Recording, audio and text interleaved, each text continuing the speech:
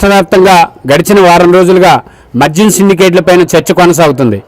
ఈ చర్చలో భాగంగా ముఖ్యమంత్రి చాలా నిజాయితీపరులు, తప్పనిసరిగా ఆయన వాస్తవాలు బయట పెడతారనే ఆలోచన ప్రజల పక్షాన ఉంది.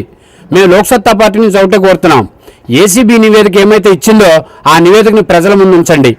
ఇక రెండో అంశం ఏంటంటే, అసలు విజయనగరం జిల్లా నుంచే ఈ మద్యం సిండికేట్ల ప్రస్తావన ప్రారంభమైంది. పిసిసి అధ్యక్షులు బొత్స సత్యనారాయణ గారిని కట్టడి చేయడానికే ముఖ్యమంత్రి గారు చేశారని కొంతమంది, లేదు నిజాయితీగా చేశారని కొంతమంది జరుగుతున్న క్రమంలో మేము లోక్సత్తా పార్టీ నుంచి ఒకటే కోరుతున్నాం, చంద్రబాబు నాయుడు గారి పైన సత్యబాబు గారి పైన చంద్రబాబు నాయుడు గారు విమర్శలు చేసుకుంటున్నారు.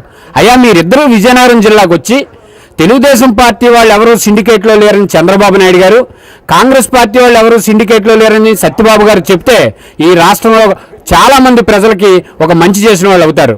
మీ ఇద్దరు తాలూకా పార్టీ నాయకులు ఈ మధ్యన కొత్తగా వచ్చిన ఒక పార్టీ కూడా ఇక్కడ సిండికేట్లో భాగస్వామ్యం అయ్యింది.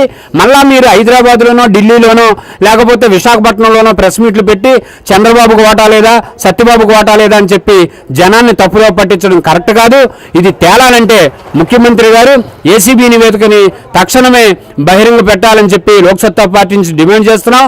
అంతేకాకుండా ఈ వేలంపాటల విధానాన్ని రద్దు చేసి ప్రభుత్వమే పూర్తిగా డిపోలను తెరవాలని చెప్పి లోక్సత్తా పార్టీ నుంచి గడిచిన 10 సంవత్సరాలుగా జయప్రకాష్ నారాయణ గారు కోరుతున్నారు.